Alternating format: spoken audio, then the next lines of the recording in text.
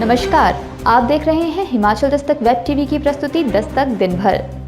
मैं हूं आपके साथ पल्लवी। आइए नजर डालते हैं आज के मुख्य समाचारों पर।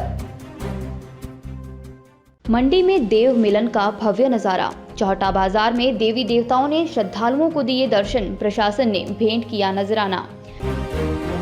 राजकीय सम्मान के साथ सांसद रामस्वरूप शर्मा का अंतिम संस्कार, सैकड़ों नामांकों ने दी अंतिम विदाई। दिवंगत रामस्वरूप शर्मा की मौत की हो सीबीआई जांच। कांग्रेस अध्यक्ष राठौर बोले, सांसद की मौत ने छोड़े कई सवाल। लोन लिमिट को लेकर विपक्ष का हंगामा, नाराज विधायकों ने सदन से किया वॉकआउट। आउटसोर्स कर्मियों का शोषण रोकने को बनेगा मॉडल टेंडर दस्तावेज, स्वास्थ्य मंत्री ने दी जानकारी। नगर निगम चुनाव फतेह करने को भाजपा का मंथन कल, टिकट आवंटन पर हो सकता है निर्णय। शिक्षा को रोजगार से जोड़ने के मकसद से 6 नए कॉलेजों में होंगे बी.वॉक कोर्स। 21 को बरसेंगे बादल, 22 को निचले क्षेत्रों में ओलावृष्टि के आसार। बिलासपुर के जांबाज पवन को दूसरी बार मिला police medal for gallantry award. अदम्य साहस के लिए सीआरपीएफ के डीजी ने किया सम्मानित। राजपुर अस्पताल की खस्ता हालत को लेकर सड़कों पर उतरे आंज भोज क्षेत्र के लोग, सरकार के खिलाफ की नारेबाजी, आमरण अनशन की दी चेतावनी। और अब समाचार विस्तार से।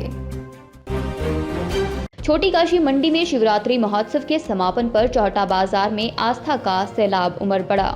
देवी देवताओं के प्रति अटूट आस्था लेकर हजारों लोगों ने अपनी और परिवार की खुशहाली का आशीर्वाद लिया। देवरथों के साथ पारंपरिक वाद्य यंत्र, शहनाई, ढोल, नगाड़े और रणसिंगे की मधुर ध्वनि पर नाचते गाते देवलुओं से छोटी काशी भक्तिमय माहौल में रंगी रही। हजारों लोग देव मिलन के अद्भुत क्षणों के गवाह बने। शिवरात्रि महोत्सव के अंतिम दिन चौहटा बाजार में इतनी भीड़ उमड़ी कि निकलने तक की जगह नहीं बची थी। सुबह 8 बजे से ही देवी देवता चौहटा बाजार में विराजमान हो गए थे।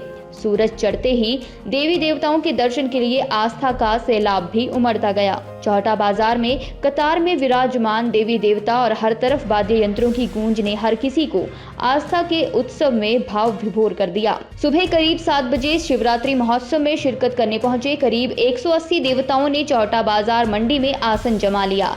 इसके पश्चात डीसी ने सभी आमंत्रित देवताओं के दर्शन करने के साथ साथ उन्हें नजराना व चादरें भेंट की।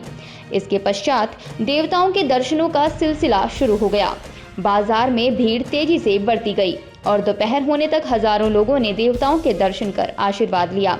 इसके अलावा आदि ब्रह्मदेव ने मंडी कस्बे की परिक्रमा करके पारंपरिक रूप से सुरक्षा कार लगाई। माना जाता है देव द्वारा शहर की परिक्रमा करने के बाद मंडी के लोग साल भर के लिए महामारी, घटना, दुर्घटना व प्राकृतिक आपदाओं से सुरक्षित हो जाते हैं।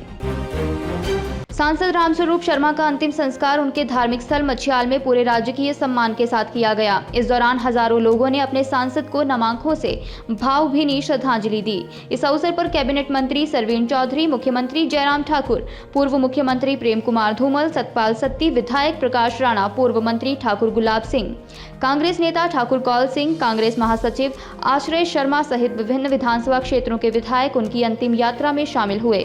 मुख्यमंत्री जयराम ठाकुर ने सांसद रामस्वरूप शर्मा के पैतृक गांव जलपेहर जाकर परिवार के सदस्यों के साथ अपनी गहरी संवेदनाएं व्यक्त की।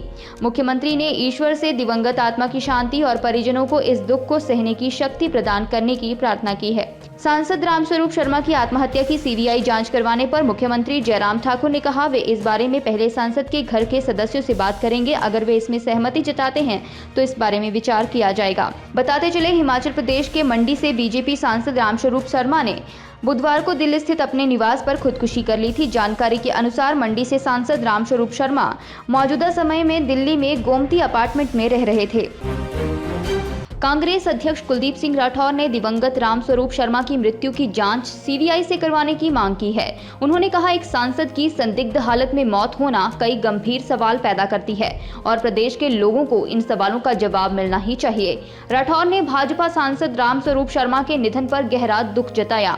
उन्होंने कहा, भाजपा के वरिष्ठ नेता शांता कुमार व मुख्यमंत्री जयराम ठाकुर ने कहा है, कुछ दिनों पूर्व रामस्वरूप शर्मा से उनकी टेलीफोन पर लंबी मंत्रणा हुई और उनका व्यवहार भी बिल्कुल सामान्य सामान्य था। अचानक एकाएक ऐसे क्या हालात हो गए कि उन्होंने मौत को गले लगा लिया। उनकी मौत की कोई निष्पक्ष जांच होनी चाहिए ताकि सच बाहर आ सके। उन्होंने कहा, मुख्यमंत्री जयराम ठाकुर को भी इस पूरे मामले की जांच की मांग करनी चाहिए, क्योंकि यह मामला एक राजनेता व सांसद की कथित आत्महत्या से जुड़ा है। फिल्म स्टार सुशांत सिंह राजपूत की कथित आत्महत्या की जांच को लेकर हो हल्ला किया था, तो आज उनके सांसद की कथित आत्महत्या को लेकर भी एक बड़ी जांच की मांग की जानी चाहिए। विधानसभा में मुख्यमंत्री जयराम ठाकुर की अनुपस्थिति में हिमाचल प्रदेश राजकोषीय उत्तरदायित्व और बजट प्रबंध संशोधन विधेयक को लेकर खूब हंगामा हुआ। लोन लिमिट को 3 से बढ़ाकर जीएसडीपी का 5% करने के खिलाफ विपक्ष के विधायकों ने पहले सदन के भीतर विरोध किया और फिर वॉकआउट कर लिया। सीएम सांसद रामस्वरूप शर्मा की अंत्येष्टि में गए थे। स्वास्थ्य मंत्री डॉक्टर राजीव सैजल ने कहा, राज्य में आउटसोर्स कर्मचारियों का शोषण रोकने के लिए मॉडल टेंडर दस्तावेज बनाया जाएगा। इससे आउटसोर्स कर्मचारियों का शोषण रोकने में मदद मिलेगी। जब इस दस्तावेज के अनुसार नियुक्तियां होंगी तो इस तरह की शिकायतों पर विराम लग जाएगा। वह हिमाचल विधानसभा में वीरवार को आउटसोर्स कर्मचारियों के कंपनियों की तरफ से किए जा रहे शोषण के मामले में जवाब दे रहे थे। राज्य के 4 नगर निगमों में होने जा रहे चुनाव के लिए भाजपा शुक्रवार को टिकटों पर फैसला ले सकती है। प्रदेश भाजपा अध्यक्ष सुरेश कश्यप की अध्यक्षता में होटल पीटर हॉफ में अहम बैठक होने जा रही है। इसमें सभी 4 नगर निगमों यानी धर्मशाला, मंडी, पालमपुर और सोलन के प्रभारियों को भी बुलाया गया है। भाजपा के शीर्ष नेता भी इसमें शामिल होंगे। राज्य चुनाव समिति के सभी सदस्य बैठक में आ रहे हैं। शिक्षा को रोजगार से जोड़ने के मकसद से प्रदेश के कॉलेजों में शुरू किए गए वीवॉक कोर्स में अब प्रदेश के 6 नए कॉलेज भी शामिल होंगे। नए सत्र में कॉलेजों में कोर्स शुरू करने के निर्देश भी जारी कर दिए गए हैं। इसमें 2 स्ट्रीम में वीवॉक कोर्स शुरू होने वाले हैं, जिसमें रिटेल मैनेजमेंट और हॉस्पिटैलिटी एंड टूरिज्म शामिल है। प्रदेश के 12 कॉलेजों में पहले से वीवॉक कोर्स चल रहे हैं, जिसमें संजौली, नाहन, रामपुर, नूरपुर, चंबा, धर्मशाला, मंडी, हमीरपुर, कुल्लू, सोलन, ऊना और सिरमौर शामिल हैं। हिमाचल प्रदेश में 21 मार्च तक बारिश बर्फबारी के कोई आसार नहीं है। मौसम विज्ञान केंद्र शिमला के अनुसार 21 तारीख से मौसम करवट लेगा। इस दौरान प्रदेश के सभी क्षेत्रों में बारिश व बर्फबारी की संभावना है। ऊपरी क्षेत्रों में जहां बर्फबारी हो सकती है तो वहीं निचले क्षेत्रों में बारिश के आसार हैं। वहीं 22 फरवरी को निचले एवं मध्यम पर्वतीय क्षेत्रों में तेज आंधी के साथ ओलावृष्टि की भी चेतावनी है। बिलासपुर के विजयपुर गांव के पवन कुमार को सीआरपीएफ के डायरेक्टर जनरल द्वारा police medal for gallantry award से नवाजा गया है। उल्लेखनीय है कि बिलासपुर के जांबाज सिपाही को दूसरी बार यह अवार्ड मिला है। एएसआई पवन कुमार इन दिनों श्रीनगर में कार्यरत हैं। यह अवार्ड उन्हें सीआरपीएफ के डीजी कुलदीप सिंह ने प्रदान किया है। पवन कुमार 2013 से 18 तक 205 बटालियन में बिहार में तैनात थे और 8 मार्च 2017 को इस टीम को एक सूचना मिली कि गया के पास थमकोला और परियात्री गांव में माओवादियों की कुछ गतिविधियां पाई जा रही हैं। सीआरपीएफ की टीम नंबर 7 उस क्षेत्र के लिए रवाना हुई और नक्सलियों के साथ जबरदस्त मुठभेड़ हुई, जिसमें 4 नक्सलियों को मार गिराया गया। उस समय पवन कुमार ने जो साहस दिखाया और नक्सलियों को मारने में जो योजना के तहत कार्य किया, उसके लिए उन्हें यह अवार्ड प्रदान किया गया। इससे पहले भी मई 2015 में हुए ऐसी ही एक मुठभेड़ में पवन ने एक नक्सली को मार गिराया था। उस साहस के लिए भी पवन को मार्च 2018 में तत्कालीन गृह मंत्री राजनाथ सिंह द्वारा सम्मानित किया गया था।